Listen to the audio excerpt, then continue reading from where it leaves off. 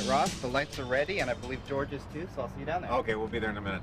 Welcome to this edition of Offstage. I am Ross Shafer, and tonight the show comes from Pioneer Square, where we're going into the Comedy Underground. This is Seattle's oldest comedy club, and tonight you're going to meet one of the nation's top comedians. He has appeared on the David Letterman Show and the Tonight Show over 100 times. He is George Miller. I don't care for that dear Abby. Boy, she thinks she's hot stuff. A few months ago around the holidays, she says my New Year's resolutions column has become an annual tradition. Well, move over Santa and the Christ child.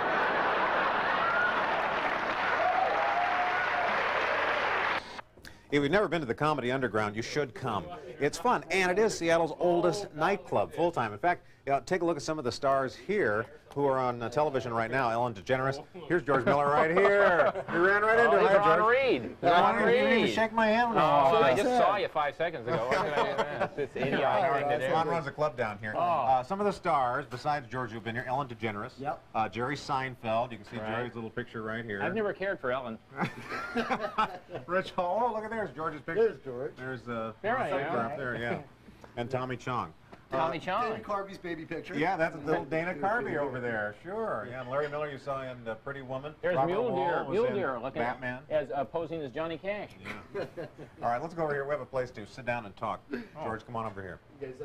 As you've seen me before, you know I'm the comic who's always looking for a gimmick. Tonight I'm the intelligent, insulted comedian. Everybody's insulting our intelligence. A few months ago, Mayor Koch in New York City said, don't give money to the vagrants. They'll just use it to get high. Gee, I thought they were going to build roads and schools. You're always searching for a gimmick. That was my gimmick for a while. The gimmick was I was looking for a gimmick. Yeah, that went no place. You still looking for a gimmick the last time you were here? Still looking for a gimmick. What happened was, now the first time I was doing this a few months ago, you recall, I came on, I had little-known facts. These are actual little-known facts. Did you know, I always start out with, do you know? Sure. 98% of all the Visine used in this country runs down the side of your face. Tell a story about knocking on Johnny Carson's door. This is a very long story. These people are going to be coming in and interrupting the story, I think. All right, so this is like, I mean, I started doing this like in 72, 73, day in and day out, but I dabbled in it a little bit in mid-60s.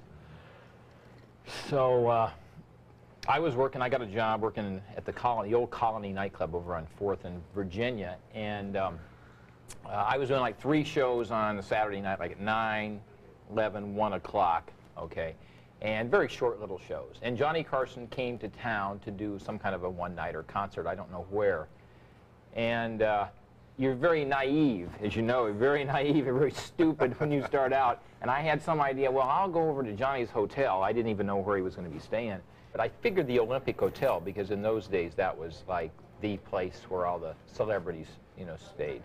So somebody had told me, I'm not very aggressive by nature, but somebody had told me you have to really be pushy if you're going to get ahead in show business. So I went over to the Olympic, and I go up to this is the most unbelievable part of the story, because this is just, I went up to the guy at the desk, and I just said, give me Johnny Carson's room number, just like I owned the place. And the guy rattled it off. It was 6-something. And so I go up to the 6th floor, and his room was way, way back in the corner. So I go back, knock on the door, and yes, through the door. No door opens. And so I said, George Miller, I'm a comedian from the Colony Club. Now, we'll back up a minute now. I had gone down to see George Goebel, who had been at the Edgewater. They had a policy of big-name entertainment at the Edgewater. You remember George Goebel? Yeah, sure. Had his own, yeah, and he read some of the jokes, and he was very encouraging, said, you want to sell these, blah, blah, blah. But he also said, I can't really do much for you. I don't have my own show anymore. You need somebody with their own show. So I lied through the door to Carson. I said, yeah, George Miller from the Colony Club. George Goebel told me to come and see you when you were in town.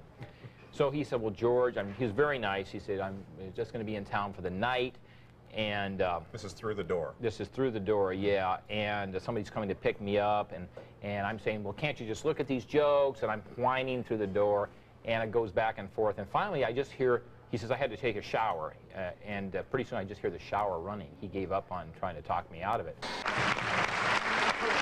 Plus, I was being very rude. I was invading his privacy. Sure.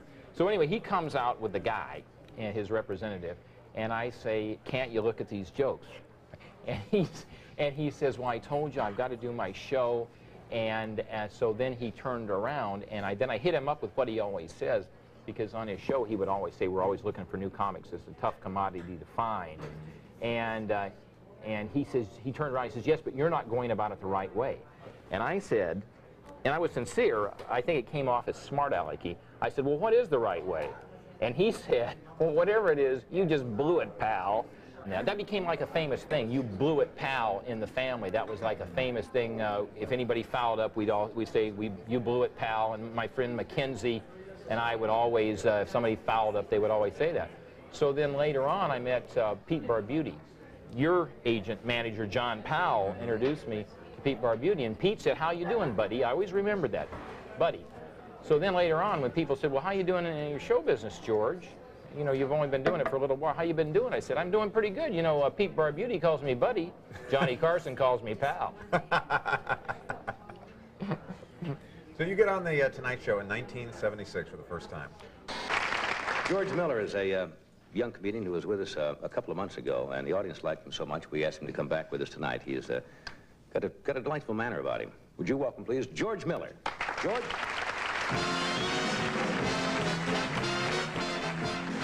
What happened after that appearance? What happened to your career? This guy's boring. What? Nothing happened. I don't know. I was on the shows, and then it got me a comfortable living, actually. I got on Carson, and then I got on all the other shows. It was kind of like the stamp of approval. Any job I ever had, though, something would go wrong. 2 years ago, I had a great show business job. I was the MC for Seals and Crofts, who were really a hot singing team. After one show, Seals and Crofts fired me because I had a few drinks, introduced them as arts and crafts.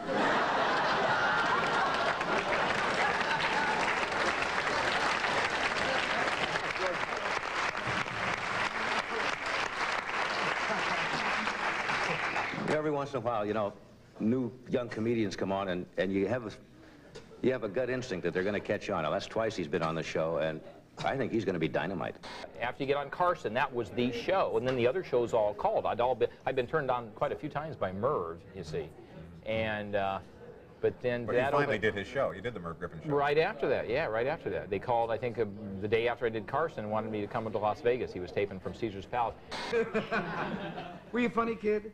I was always, I felt bad when I was a kid. My mom liked me. My dad did not like me. I found out at a very early age. How did he tell you? Well, one year he hid my Easter basket on the freeway and gave me real good clues. Oh, that's an awful father. Yes, he's not a nice person. You went to the Comedy Store in Los Angeles after moving to L.A. from Seattle and struck up a friendship with David Letterman. Yes, I did. He came from the Midwest, so you had already been doing it. Did you think he was funny? Yes, I thought when I first saw him on stage, he was great. He was the best I ever saw with an audience as far as audience participation goes, and he was had very good offbeat material, so I thought he was good right off the bat. He's one of the few people in show business who have helped you along the way. Not as much as I would have liked.